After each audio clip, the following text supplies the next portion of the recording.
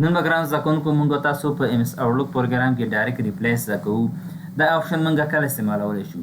ځینې وخت موږ په ادارو کې کار کوو، موږ باندې د ایمیلو ډېر زیات بوج وي، خصوصا موږ لکه اډمنس شعبه کې چې کار کوئ یا ایچ آر کې، نو د تاسو ډېر زیات ایمیلونه ستاسو څخه ښکته پورته کېږي.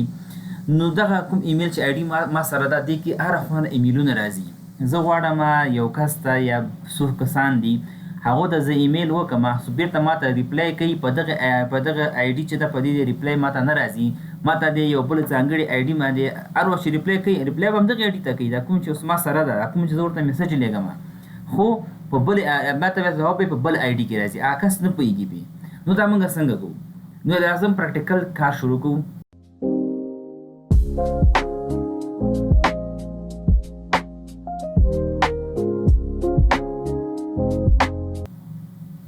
لبه راسئ هوم ټیب کې دلته به نیو ایمیل ته به راشئ. نیو ایمیل ته چې دلته کلیک دلته چې کلیک هم کړو، دلته به اوس تاسو ټو چاته غواړئ دغه هغه سینډ کوي.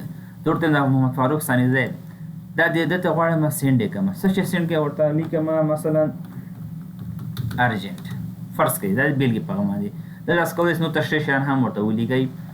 اوس زه غواړم دغه ته زه دغه ایمیل وکړم، خو هغه دغه محمد فاروق ثانیزی چې بیرته ما ته ایمیل کوي، په دې ایمیل دی په دغه آی ډي د ایمیل نه راځي، دا کوم چې کوم ریپلی به همدې آی ډي ته کوي، خو ما ته به په بل آی ډي کې ایمیل خپل اتومات راځي.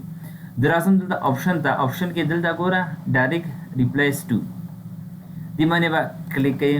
دې باندې چې کلیک ګوره اتومات خپله څه شی ده ګوره هیو ریپلیز سینډ ټو. اوس لپاره ګوره همدغه آی ډي ده ګوره محمد فاروق ثانیزی @gmail.com. زه غواړم چې دغه آی ډي ته دې نه راځي. دا کولی شئ تاسو دا پاک کړئ. داسې کولی شئ تاسو دغه ګوره سلیکټ نیمز، دې څخه هم تاسو کولی شئ یو بله آی ډي دغه کوئ، د کلیک کې دې باندې ډبل کلیک کړئ دې باندې اوکې، ګوره دا آی ډي راغله. یا تاسو کولی شئ دا ولیکئ هم پاک یې کړه m.فاروق، ګوره تاسو کولی شئ خپل ولیکئ هم. پرونه کې سره کوم تاسو کوئ هغه تاسو کولی شئ. زه راځم ورته وایم نه دغه کوم چې دا همدغه نه داخلم، دې نه ډبل کلیک دا د ګور دوه ځلي دا یو ځل مخکې سوی و، دا به همدې لرې کړم ډاټ اوکې. دا فاروق ثانیزی شل سو دا باندې کلیک وکړو، دا ګور پاک سو اوس اوکې. ګور اوس څه شو محمد فاروق ثانیزی @yahoo.com.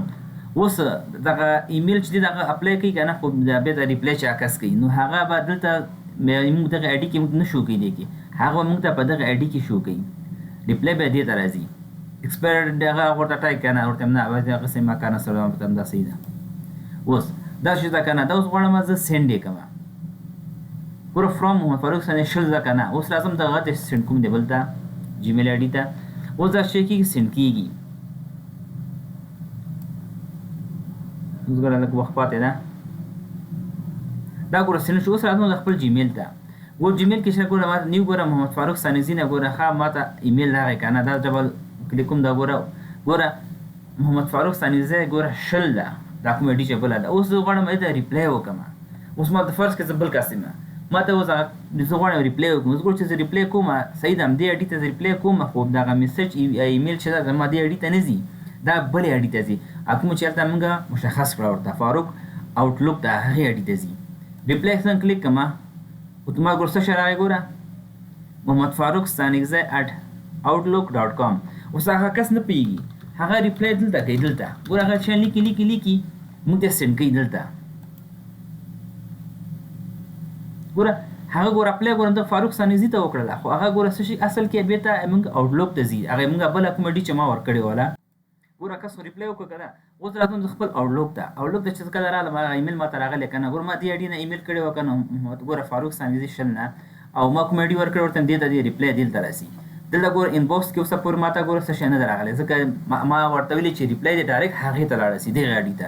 راځم دې باندې کلیک کوم، دې باندې کلیک کوم، ډبل کلیک ګوره دغه ارجنټ نوم باندې و که نه، دا به ډبل ګوره ډبل کلیک پرې کوم میسج خلاصېږي. نو دا وګوره ریپلی د هغه کس ما دې آی ډي ته راغله. نو په داسې طریقه تاسو کولی شئ چې دا خپل بوج د خپل کم کړئ، یا کوم خاص ایمیلونه تاسو ته بیا دا کس ریپلی کوي هغه ډېر ایمیلو کې دنه ورک نسی. نو تاسو کولی شئ دا رقم ته ډایرکټلی پرې ورته جوړ کړئ تر څو هغه ایمیل تاسو دلته راسي ځان ته بېل هغه ډي کې او هغه تاسو وګورئ بیا تاسو بېرته هغه د هغه مطابق بېرته ځواب ورکوئ.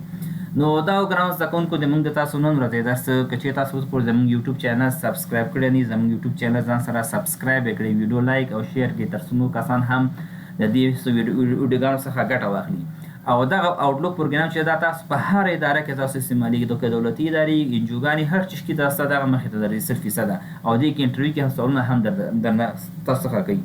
باقي په لوی الله پاک سپارم هر چېرته چې اوسئ ښاد آباد اوسئ ښه وخت ولرئ.